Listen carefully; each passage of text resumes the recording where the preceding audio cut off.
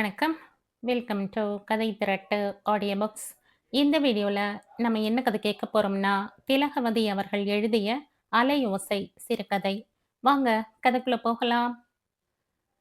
வெள்ளி சரிகை வேலை செய்த கருப்பு வெல்வெட் படுதா ஒன்று பெருங்காற்றில் அசைவது போல கடல் ஓசையுடன் புரண்டது. கைகளை கட்டிக்கொண்டு கடலையே பார்த்து கொண்டு நின்றான் பட்டாபி. உள்ளுக்குள் ஒரு கடல் தழும்பியது. எத்தனை நாள் கனவு அது! கடலை பார்த்தபடி வாழ்வு, கடலை பார்த்தபடி சாவு. கடல் காற்றில் புத்துயிர் பெறும் தினங்கள், கடல் ஓசையில் புலரும் காலை பொழுதுகள். கடற்கரையில் தங்க காப்பு மாதிரி ஜொலிக்கிற சூரியனும் சந்திரனும், மேலும் கீழுமான நிலப்பரப்புகளில் வெண்மேகங்களின் பயணமும், கொட்டி கிடக்கும் நட்சத்திர கூட்டமும், பட்டு கருநீல வான பின்னணியில் கண்ணையும் மனதையும் பறிக்கிற அழகும். இன்னும் இது போல எத்தனையோ சங்கதிகள் வீணையின் மீட்டலாக அவன் நெஞ்சுக்குள் இசை பரப்பின. என்ன சார், இடம் பிடிச்சிருக்கா என்று குரல் கொடுத்த பட்டாபியை நன உலகத்துக்கு கொண்டு வர பார்த்தான் ரியல் எஸ்டேட் ராமகிருஷ்ணன். பட்டாபியோ கண் வழியே கடலை இறைத்து நெஞ்சுக்குள் நிறைத்து கொண்டிருப்பவன் போல கண்ணை மூடியபடி ஏதோ ஒரு மோன நிலையில் என்றான். கடலை பார்த்தபடி இருக்கும் வீட்டில் அப்படி என்ன ஈடுபாடு பட்டாபிக்கு? பட்டாபி சரித்திரம் படித்திருந்தான். உலக சரித்திரம் அவனுக்கு தெரியும். கரிபால்டியை அவனுக்கு தெரியும். அவருடைய வீரம், தியாகம், திறமை, அவர் தன் நாட்டு நன்மைக்காக நடத்திய போராட்டம் அவ்வளவும் தெரியும், பிடிக்கும். கடைசியாக கடலை பார்த்தபடியே அவர் உயிர் துறந்தது அவனை உலுக்கிவிட்டது. வாழ்க்கையில் ஒவ்வொரு பகுதியையும் கரிபால்டியைப் போல வாழ்ந்து காட்டுவதென்பது தன்னால் முடியாது என்ற ஏக்கமும் அவனுக்கு இருந்தது. அவருடைய வாழ்க்கையைப் போல அவனால் செய்யக்கூடிய ஒன்றே ஒன்றுதான் இருக்கிறது. அது கடலை பார்த்தபடியே உயிரை விடுவது. தவிரவும் பட்டாபியின் குழந்தை பருவத்தையும் இளமை பருவத்தையும் கடல் நினைவுபடுத்தியது. கடற்கரை ஓரத்தில் குடியிருந்த மாமா வீட்டில் தங்கி அவன் படித்திருந்தான். ஜன்னலை திறந்தால் கடல், மாடியில் இருந்து பார்த்தால் கடல். அந்த வேளையில்தான் அவனுக்கு கல்கையின் அலை ஓசை படிக்க வாய்த்தது. எல்லாமாக சேர்ந்து கடலை பற்றிய இனிமையான கனவுகளை அவனுக்குள் நிரப்பிவிட்டிருந்தன. இத்தனை வருடங்கள் கழித்து அவனுக்கும் திருமணம் முடிந்து சாரதா வந்து துளசி பிறந்து துளசி 10ஆம் வகுப்பு படிக்கிற வேளையில் அவன் தங்களுக்கென்று ஒரு வீடு கட்ட துணிந்த போது இந்த நிலம் அமைந்தது. தொண்டை தண்ணீர் வறண்டு போகிற மாதிரி அத்தனை தடவை சொல்லி வைத்திருந்தான் ரியல் எஸ்டேட்காரரிடம். கண்ணை திறந்தா கடல் தெரியணும் சார். கடல் காத்து மனுஷன் அப்படியே அள்ளிக்கிட்டு போகணும். கண்ணை மூடினா கடல் சத்தம் கேட்கணும். இதுல என்ன சார் கஷ்டம்? கொட்டிவாக்கம், பாலவாக்கம், நீலாங்கரை புடிச்சு மகாபலிபுரம் தாண்டுற வரையிலும் நம்ம ஆர்ஜே எஸ்டேட் 11 இடத்துல இருக்குது. வந்து பாருங்க. ஒவ்வொன்றும் அத்தனை அருமையான லொகேஷன். எங்க தோண்டினாலும் இளநீர் மாதிரி தண்ணி. எதை செலக்ட் பண்றதுன்னு தெரியாம நீங்க தான் தடுமாற போறீங்க என்றான் ராமகிருஷ்ணன். ராமகிருஷ்ணனும் பட்டாபியும் ஒரு ஆட்டோவில் கிளம்பினார்கள். அங்கும் இங்கும் பார்த்துவிட்டு கடைசியாக கொட்டிவாக்கம் வந்து சேர்ந்தார்கள். ஆட்டோவில் இருந்து இறங்கியதும் ராமகிருஷ்ணன் மூலையை சுட்டி காட்டினான். தா பாருங்க சார், அந்த கார்னர் தான். நேத்து கூட ஒரு பார்ட்டி வந்து போயிருக்குது. இன்னைக்கே கரையத்தை முடிச்சு போடணும்னு அவங்க எனக்கு ஃபோன் மேல ஃபோன் போட்டுட்டாங்க. எனக்கு தான் மனசு வரல. கடல் கடல்னு நீங்க தான் உசுர விட்டுக்கிட்டு சொல்லிக்கிட்டே இருக்கீங்களே, உங்ககிட்ட ஒரு வார்த்தை கேட்காம முடிக்கிறதாவது என்றபடி பெருமை பொங்க பட்டாபியை ஏறிட்டு பார்த்தான். பட்டாபியின் முகத்தில் திருப்தி தெரிந்தது. இடம் நல்லாத்தான் இருக்கு.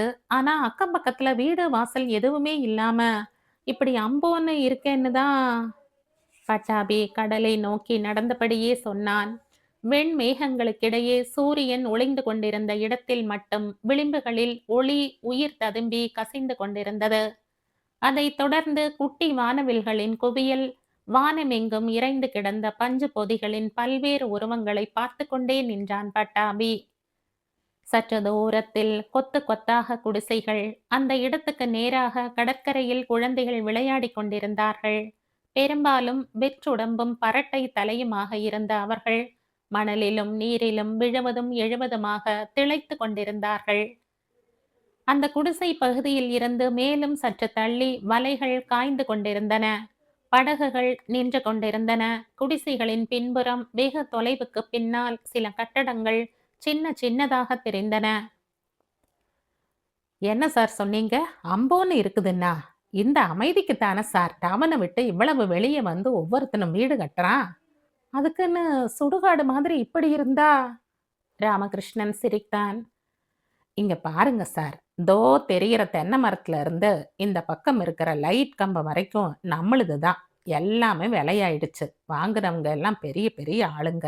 இன்னும் 6 மாசத்துல பார்த்தீங்கன்னா, இந்த ஏரியாவுல 10, 20 பங்களாங்க வந்துடும். ஒரு ஜப்பான் கம்பெனிக்காரன் கெஸ்ட் ஹவுஸ் கட்டுறான் சார்.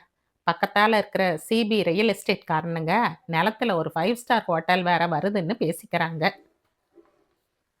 பட்டாபி ராமகிருஷ்ணன் சுட்டிக்காட்டிய இடங்களை பார்த்தான். அந்த பகுதி வளர்ந்துவிட்ட நகர பகுதியாக ஜாலம் காட்டியது. சார், நீங்க என்னவோ இதுக்கே இப்படி யோசிக்கிறீங்க. எனக்கு தெரிஞ்ச அடையாறு பக்கமெல்லாம் நரி ஓடுற காடா இருந்துச்சு சார். இப்ப சொன்னா நம்புவீங்களா? எல்லாம் கொஞ்சம் கொஞ்சமா மாறிடுச்சு. இங்கேயும் மாறிடும். என்ன ஒண்ணு, ஜன நடமாட்டம் பெருத்தப்புறம் வந்து பார்த்தீங்கன்னா, இதே இடம் கோடிக்கணக்கில் விலை ஏறிடும். இப்பவே வாங்கி போட்டீங்கன்னா சல்லீஸா இருக்கும். அப்புறம் இந்த ராமகிருஷ்ணன் நல்லபடியா நமக்கு எடுத்து சொல்லாம விட்டுட்டானேன்னு என் மேல நீங்க பிற்காலத்துல வருத்தப்படக்கூடாது பாருங்க. அதுக்காக சொல்றேன். ராமகிருஷ்ணன் மூக்கை துடைத்து கொண்டான். பட்டாபி மனதுக்குள்ளேயே கணக்கு போட்டு பார்த்தான்.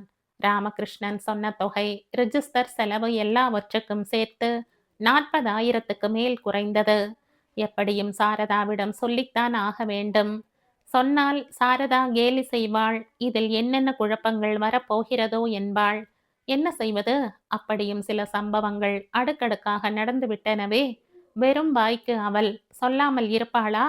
சொன்னால் சொல்லட்டுமே. ஆனால் பணத்தை போட்டு நிலத்தை வாங்குவதில் என்ன குழப்பம் வந்துவிடும்? நிலம் அழியாத சொத்துதானே. வருடங்கள் போக போக நிலத்தின் மதிப்பு உயர்ந்து கொண்டுதானே போகும். கையிலே பணத்தை கொஞ்சம் புரட்டி கொண்டு இங்கேயே வீடு கட்டிக்கொண்டு குடி வந்துவிடப் போகிறோம். இதுல தவறாகி போக என்ன சாத்தியம் இருக்கிறது என்று எண்ணிக்கொண்டான் பட்டாபி. சாரதா கேலி பேசவில்லை, குற்றம் குறை சொல்லவில்லை, தயக்கம் காட்டவில்லை. மாறாக பட்டாபியின் கருத்தை மனப்பூர்வமாக வரவேற்றாள். ஆமாங்க, இந்த 8க்கு 10 அடி ரூமுக்குள்ள நடமாடி நடமாடி ஏதோ கூட்டுக்குள்ள சிக்கிக்கிட்ட மாதிரி இருக்கு. எடக்கு முடக்கா ஒரு பாத்ரூம், ஒரு அண்டா வச்சுட்டா சொம்பு வைக்க முடியாத இடம். அதுலயே ஒரு மூலையில டாய்லெட் வேற. கன்றாவி. பொட்டி பொட்டியா சமையல் ரூம், ஸ்டோர் ரூம், அக்கம் பக்கத்துல ஒயாத இரைச்சல். வாசல்ல எந்த நேரமும் சரு சருன்னு காரும் பஸ்ஸும். அப்பாடா, இதை எல்லாத்தையும் விட்டு தொலைச்சிட்டு தாராளமா ஒரு வீடு, அமைதியான ஒரு வீடு, சுத்தி தென்னை மரங்க பூஞ்செடிங்கள்லாம் வச்சு நமக்கா ஒரு வீடு இருந்தா நல்லாத்தான் இருக்கும் என்றாள். துளசிக்கும் பட்டாபியின் திட்டம் பிடித்துத்தான் இருந்தது.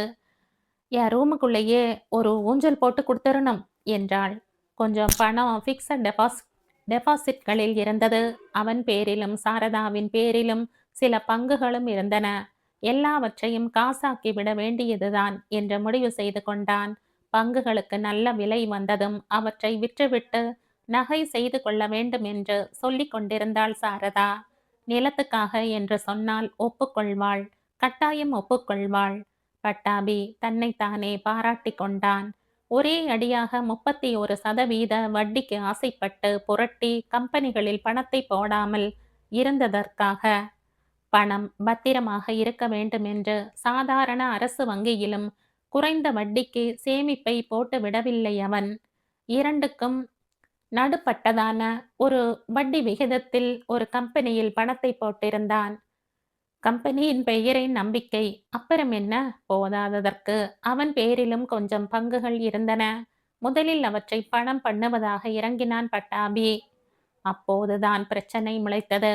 இவன் எழுதிய கடிதங்களுக்கு 1 மாதத்துக்கு மேலாகியும் எந்த கம்பெனியில் இருந்தும் பதில் வரவில்லை.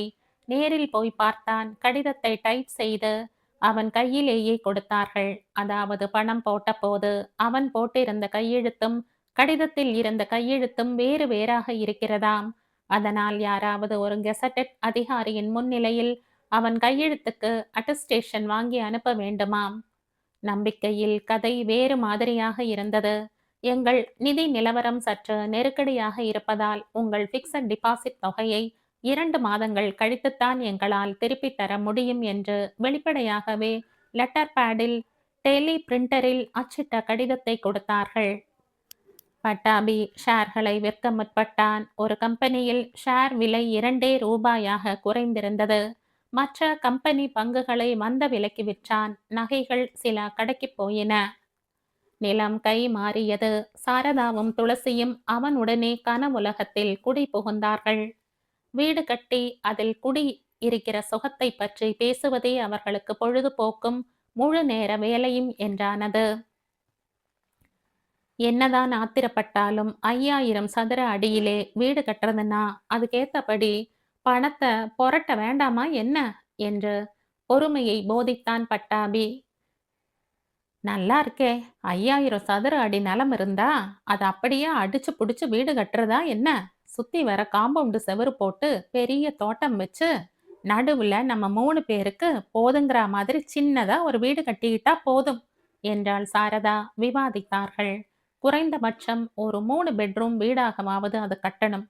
அப்புறம் யாராவது விருந்தாளிங்க வந்தா போனா தங்கறதுக்கு ஒரு ரூம் வேணும் என்றான் பட்டாபி. முதலாவது வாங்கிய நிலத்தில் தென்னை மரங்களை நடுவது என்று தீர்மானித்தார்கள். கடற்கரை மணலில் செழு செழுவென்று வளர்ந்து 5வது வருடத்திலே நிறை பாரமாக காய்த்து தள்ளிவிடுமே அவை. எதற்கும் இருக்கட்டும் என்று முதலில் ஒரு 10 தென்னங்கன்றுகளை கொண்டு வந்து கிழக்கில் இருந்து மேற்காக நட்டு வைத்துவிட்டு போனார்கள். ஒரு பிரச்சனை இல்லை. உரம் போட வேண்டாம், தண்ணீர் ஊற்ற வேண்டாம். அது தன்னை போல வளர்ந்துவிடும் என்று நம்பிக்கொண்டு கிளம்பினார்கள். நம்பிக்கை பலிக்கவில்லை. 2 நாட்கள் கழித்து வந்து பார்த்தபோது பூனை கடித்த கிளி குஞ்சுகளைப் போல பச்சை ஓலை சிறகுகளை பரப்பிக்கொண்டு கீழே விழுந்து கிடந்தன தென்னம்பிள்ளைகள்.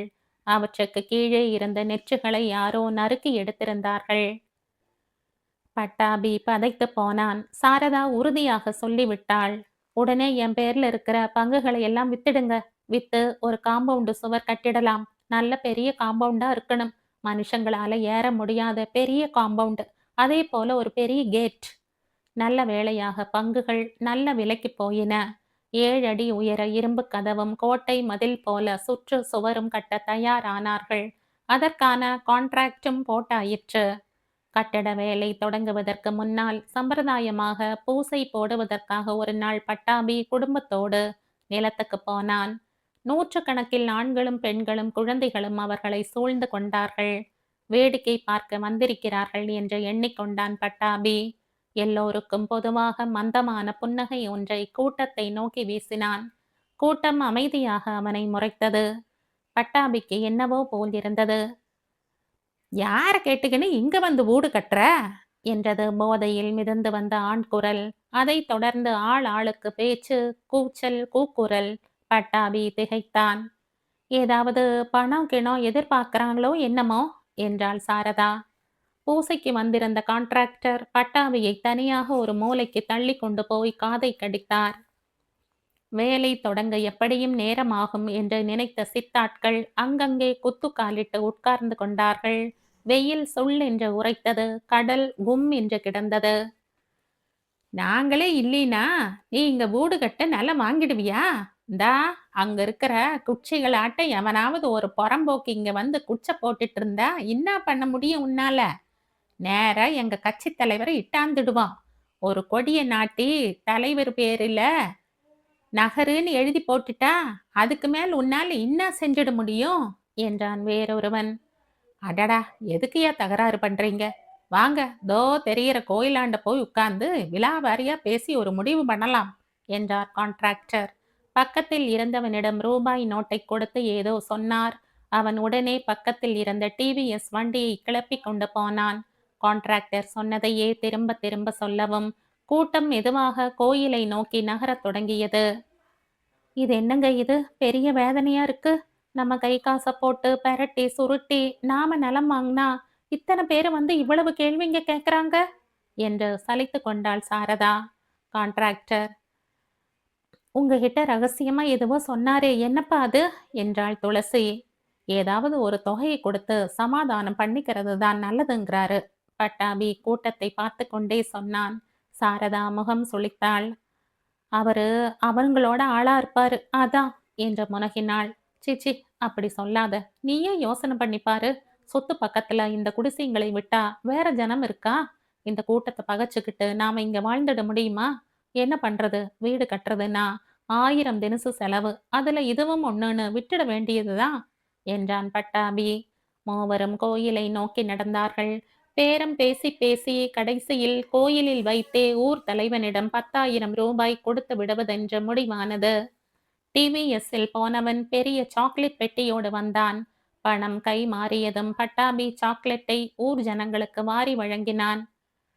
நல்ல வேலை சார், இத்தோட முடிஞ்சது. இல்லைன்னா அதோ பாருங்க என்று தூரத்தில் இருந்த ஒரு பங்களாவை காட்டினார் கான்ட்ராக்டர். யாரோ ஒரு வெள்ளக்காரர் கட்டியிருக்காராம். இவங்களுக்கு பணம் தர மாட்டேன்னுட்டாராம். காவலுக்கு ஆள் போட்டு கட்டி முடிச்சாராம். இப்ப பாத்தீங்களா? பங்களாவின் சுற்று சுவர் இடிந்து பிளந்து தரை மேல் குவியலாக கிடந்தது. கல் கட்டிடம் என்னமாய்த்தான் மனசு வந்து இடித்தார்களோ? எப்படியும் ₹1,00,000 பக்கம் நஷ்டமாக இருக்கும். பட்டாபியின் மனசு சங்கடப்பட்டது. சாரதாவுக்கு வயிற்றில் அப்படியே புளியை போட்டு கரைப்பது போல் இருந்தது. துளசி பயந்தே போனாள். ஏற்கனவே திட்டமிட்டிருந்ததை விட சற்று உயரமாகவே சுற்று சுவரை கட்டினார்கள். 1 மாதம் கழித்து வந்தபோது 5000 சதுர அடியை சுற்றி சச்சதுரமான கருங்கற்களால் கட்டிய உயரமான சுவர் கோட்டை மதில் சுவர் போலவே இருந்தது. அது கண்ணில் பட்ட வேகத்தில் அவர்களின் மனதில் ஆர்ப்பரித்து கொண்டிருந்த பெருத்த அலையோசை ஓய்ந்து போனது. இனம் தெரியாத பெருமிதமும் நிம்மதியும் இதயத்தில் நிரம்பின. எப்படியோ இடத்தை தக்க வைத்து கொண்டார்கள். போட்ட காசுக்கு பழுதில்லை. கொஞ்ச நாள் கழிச்சு பணத்தை சுதாரித்து கொண்டு மெல்ல மெல்ல வீடு கட்டி விடலாம். எப்படியும் ஒரு 5 வருடங்களுக்குள் வீட்டை கட்டி முடித்து விடலாம் என்று எண்ணிக்கொண்டான் பட்டாபி.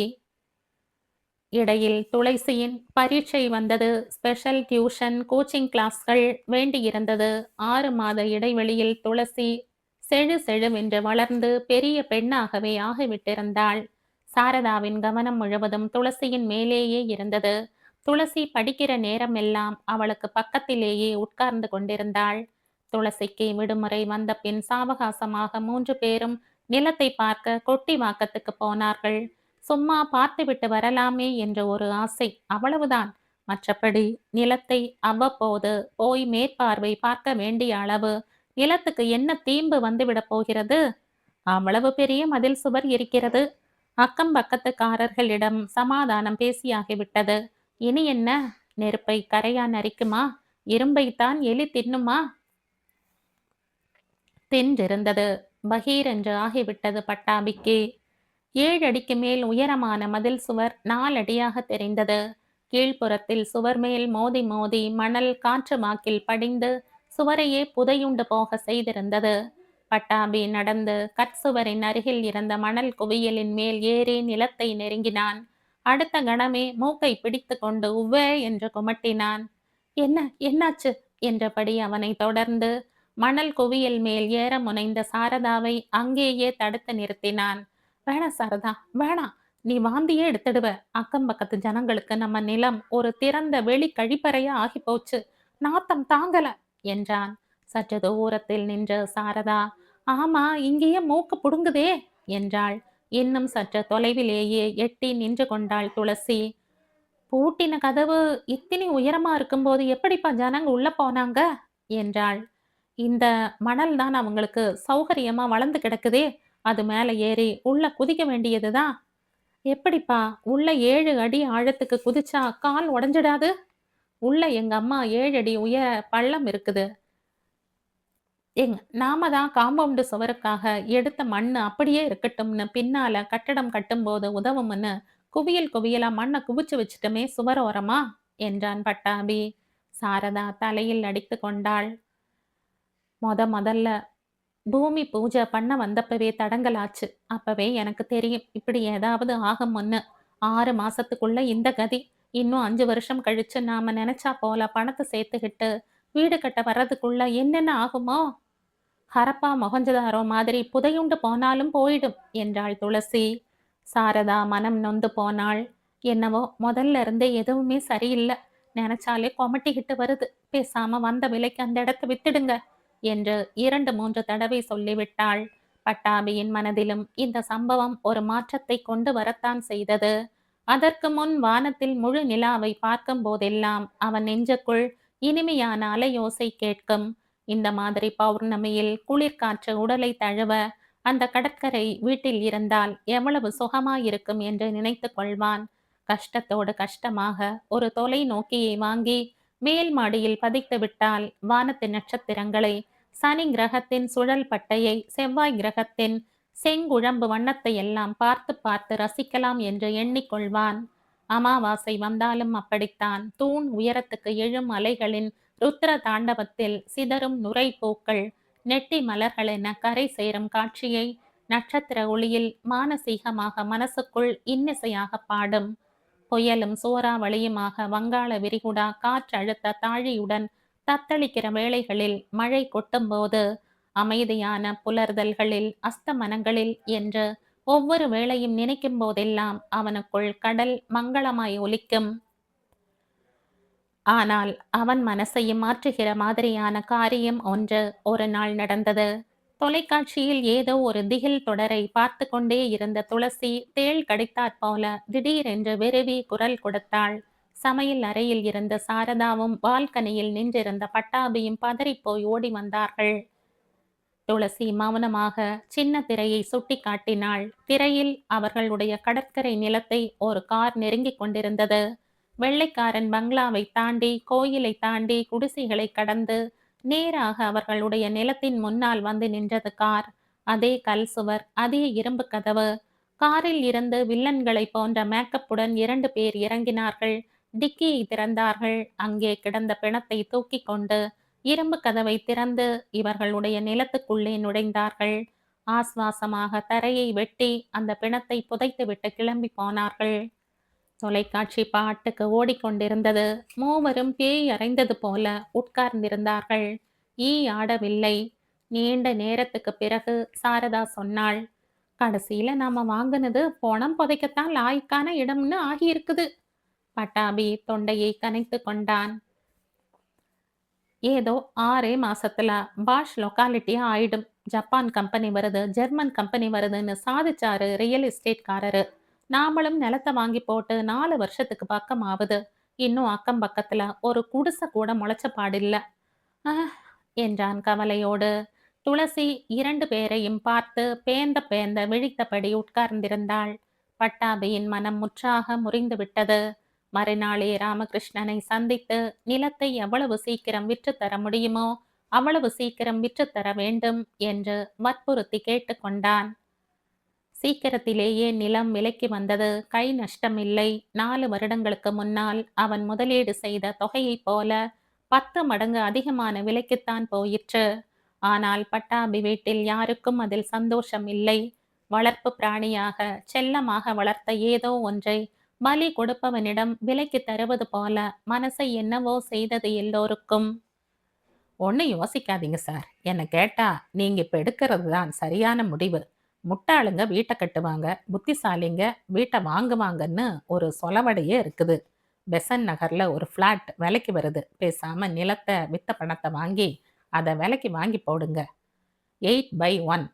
சும்மா ஜிலு ஜிலுன்னு காத்து, நல்ல தண்ணி, அக்கம் பக்கம் கண்ணியமான நல்ல மனுஷருங்க, பேச்சு துணை, ஒத்தாசை, எந்நேரமும் கலகலன்னு திருவிழா மாதிரி இருக்கும்.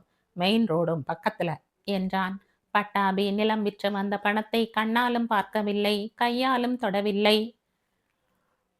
நம்மளை போல மத்தியதர குடும்பங்கள்ல இப்படி லட்ச லட்சமா பணத்தை எப்ப சார் பார்க்க போறோம்? அம்மா 2 நாள் ரொக்கத்தை கையில வச்சிருந்து எண்ணி எண்ணி பாருங்க என்று ராமகிருஷ்ணன் சொன்னதை கூட அவர்கள் காதில் போட்டு கொள்ளவில்லை. பணம் வந்த வேகத்திலேயே கை மாறி பெசன் நகர் பிளாட் ஆனது.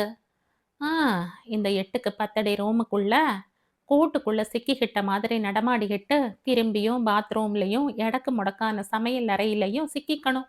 இந்த ஓயாத இறைச்சலையும் வாசல்ல சரு சருன்னு போற வண்டி சத்தத்தையும் கேட்கணும். இதுக்கிடையில தான் நம்ம காலத்தை ஓட்டி ஆகணும்னு நம்ம தலையில எழுதியிருக்கு என்று சலித்து கொண்டாள் சாரதா. பௌர்ணமி, அமாவாசை, விடியல், அஸ்தமனம், நட்சத்திர குவியல், புயல், ஆகியவை பட்டாபியின் நெஞ்சுக்குள் ஏற்படுத்திக் கொண்டிருந்த அலையோசையின் மங்கல இசை இப்போது துயரம் நிரம்பி கனத்த சோக கீதமாக மாறிப்போயிருந்தது.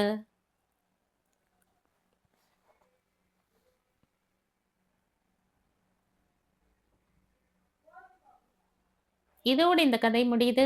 இந்த கதை உங்களுக்கு பிடிச்சிருந்தா லைக் பண்ணுங்க, ஷேர் பண்ணுங்க, சப்ஸ்கிரைப் பண்ணுங்க. மற்றும் ஒரு இன்ட்ரஸ்டிங்கான கதையோட அடுத்த வீடியோல சந்திப்போம். பாய். Thank you.